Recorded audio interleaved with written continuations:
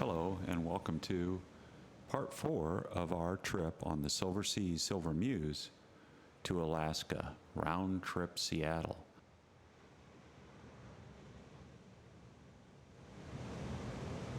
We start this section with a stop at Juneau, Alaska. Despite having a population of only 32,000, Juneau is in fact the second largest city by area in the United States. In fact, Juneau covers an area larger than either the state of Rhode Island or Delaware. It is the only state capital that is not connected by road to the rest of the state or to the mainland, sharing that distinction with Hawaii. Downtown Juneau is distinctly tourist-orientated, and you can walk the entire downtown in less than 5 minutes unless accosted by a jewelry store salesman, of which there seems to be a multitude.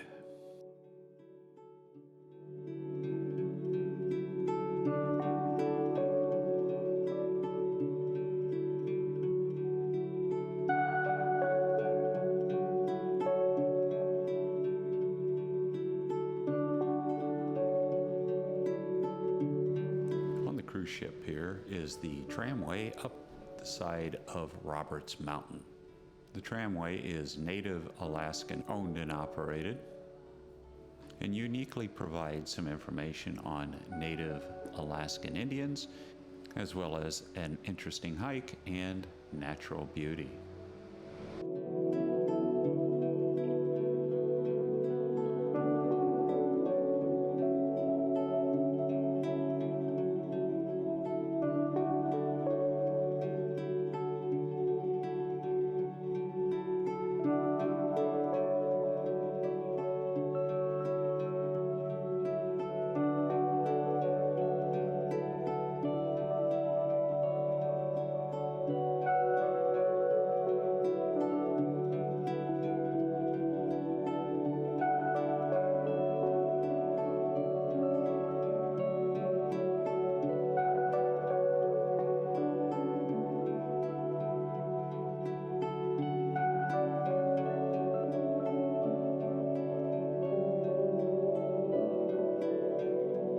After descending the mountain, we popped into Kaiseki for a light lunch. And after lunch, we boarded our bus for a trip to the Mendenhall Glacier. The Mendenhall Glacier is a very accessible glacier and is considered a mountain-type glacier, emptying into a lake 13 miles outside of Juneau. The Mendenhall is a retreating glacier, retreating about 150 feet a year, and has retreated 1.75 miles since 1929. Part of the 1,500 square mile Juneau ice field, the Mendenhall Glacier, is about 1/2 mile across the face and up to 1,800 feet deep at its deepest point.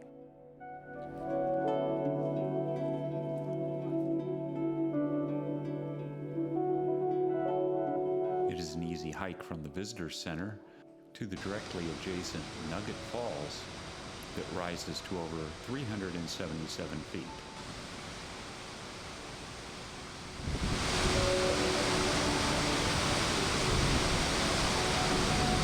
The glacier runoff and the downpour from Nugget Falls release directly into Mendenhall Lake, eventually into a river and then to the sea.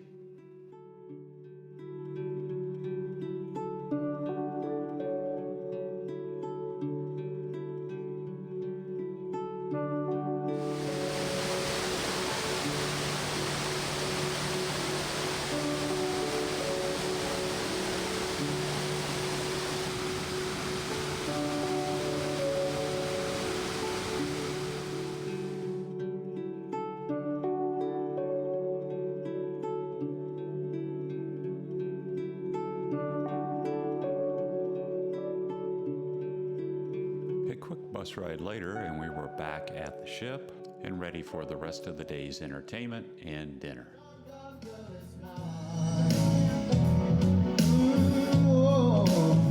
Don't waste your time. I'm not here. Because the down under is mine.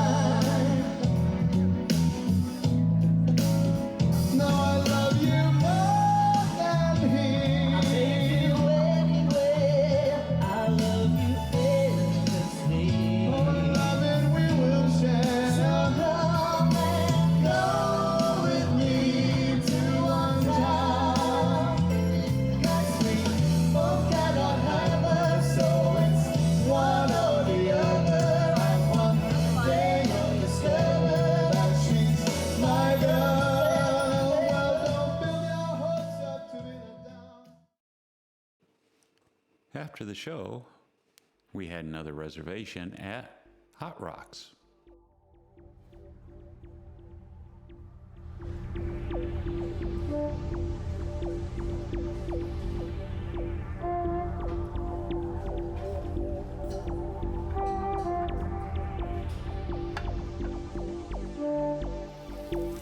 The white. Yeah, we'll stick with the white.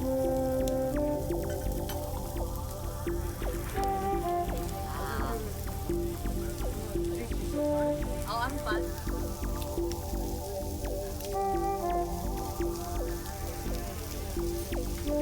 Looks nice.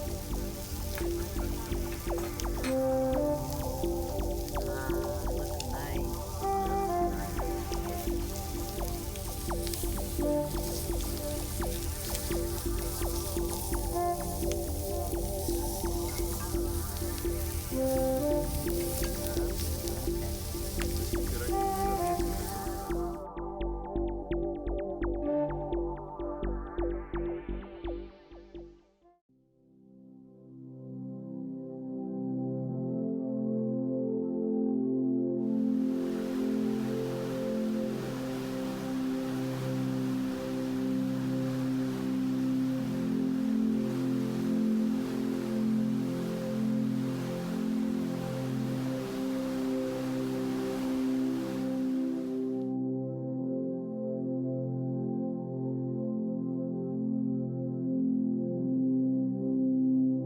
Our big excursion for the day was called the Spassky River Valley Wildlife and Bear Search.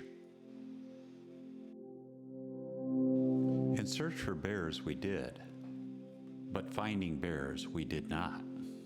Beside our guide, we had two Tlingit guides and guards accompanying us with loaded .45 caliber lever action rifles. So on our wildlife search, we saw nothing more than a bald eagle and a few waterfowl.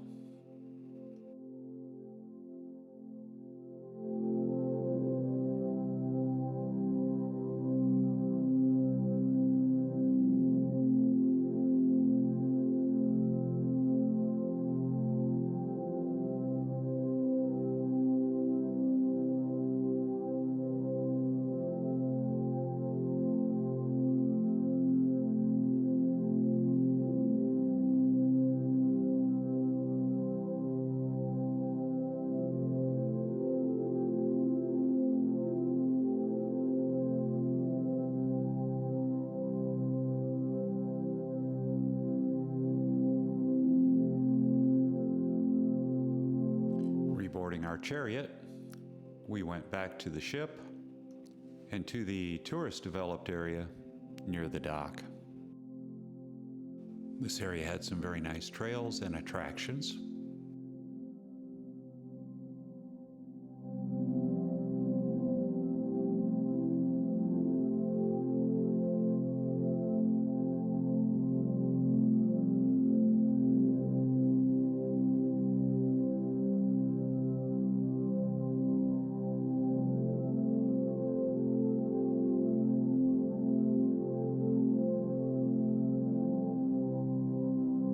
This area also included an adventure park. You can see some of the obstacle course strung through the trees, as well as a new tramway that will take you from the dock and over the mountain to the adventure center and the shopping areas.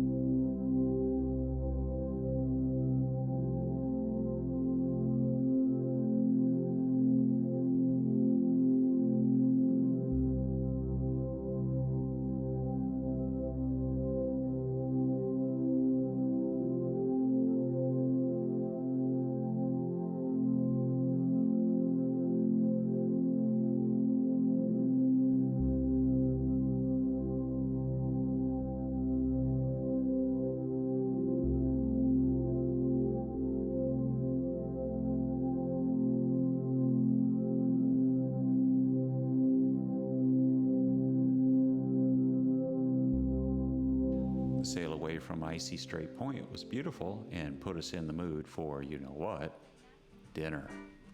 Dinner this evening was at the Silver Note, a unique jazz club and eatery featuring small tapas-like dishes. As you eat, you are serenaded by a piano player and, a little bit later, a singer.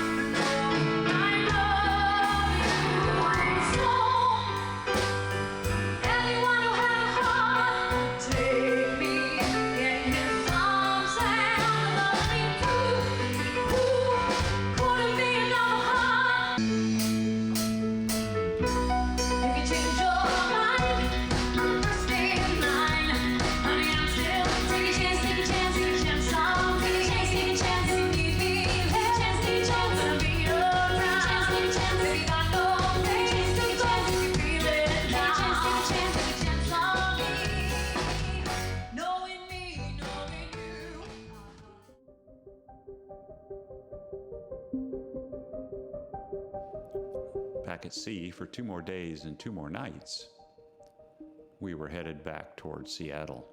On the first day back at sea, we opted once more for lunch at Spaccanapoli.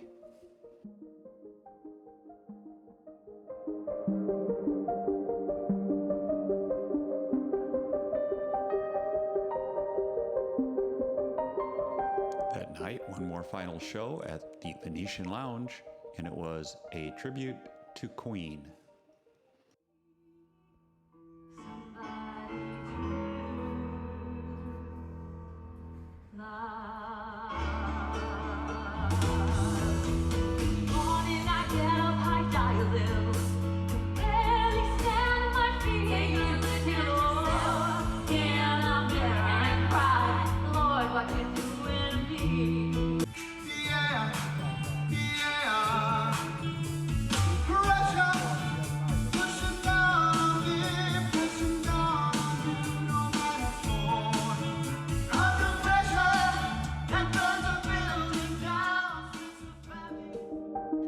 Dinner tonight was at the much anticipated, elegant French restaurant, La Dame. La Dame is one of the 2 restaurants on board the Silver Muse that carries an additional cover charge of $60 per person. I'll go ahead and call it a fancy French restaurant just because the plates you see on the table were not the ones you eat with. They come and take those away, as well as most of the wine glasses once you have made your wine selections. Anytime you're ready. I will say that every dish is impeccably prepared and presented.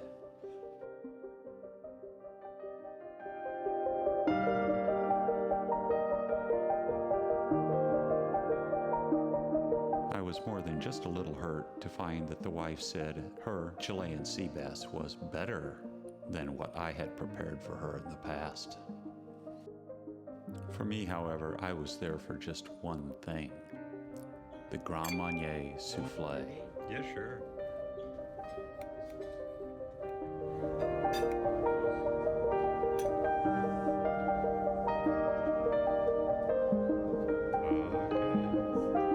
That looks nice. And although she had already had a dessert, mine looked so good, she asked for one as well.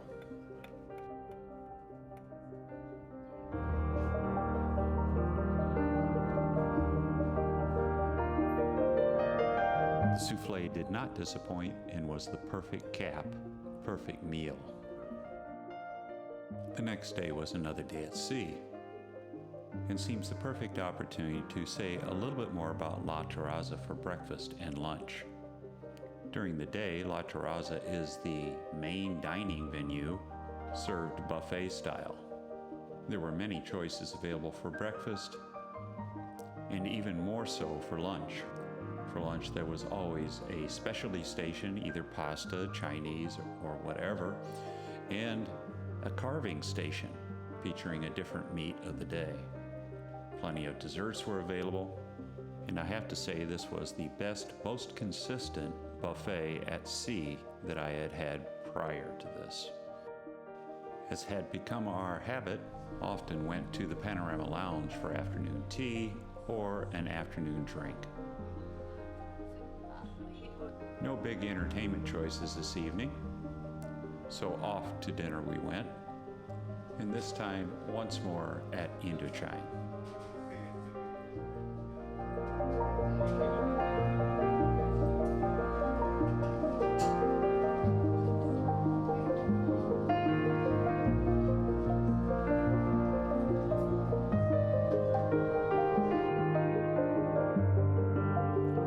Just as with our previous visit, everything from appetizers to soups to entrees was well prepared, well displayed, and delicious. And so basically ended a wonderful cruise and a wonderful experience. So let's talk a little bit about this idea of cruising during a pandemic. First, a few particulars for this cruise. First, this was a 100% vaccinated cruise, both passengers and crew, and proof of vaccination was necessary to board the Silversea Silver Muse.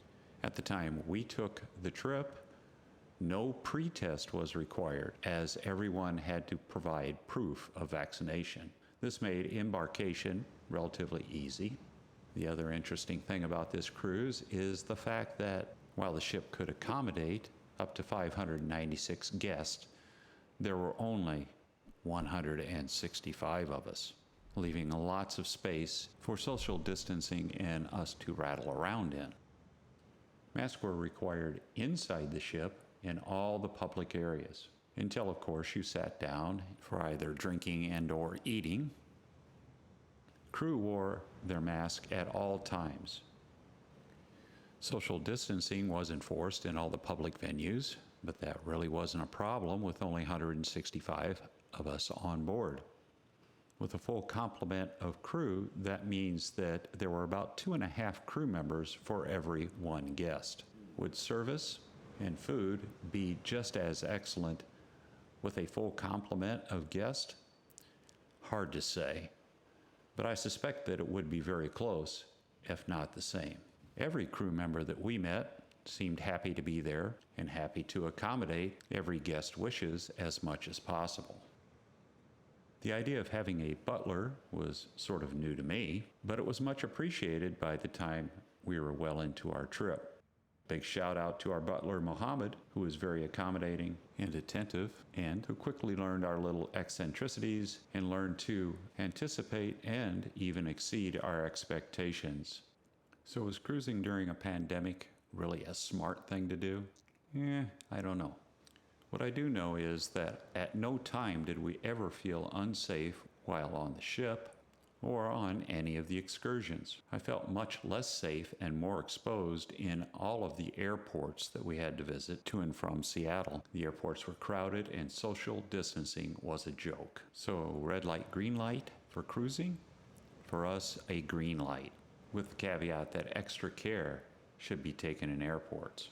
The Silversea Silver Muse is a wonderful ship crewed by wonderful people. We liked it so much, we booked another cruise on Silversea in 2023. Thank you for watching our trip on Silversea Silver Muse. Please check out the other videos in this series. If you like this type of content, please like and subscribe. And if you're interested in audio and home theater tech, have a look at our other website, Tom's Tech Muse. I'm formatting some of our older trips for YouTube and will publish them as I complete them, so please stay tuned for more. We welcome your comments. Please let us know what you think we're doing right or wrong, and any suggestions you may have to make this a better channel.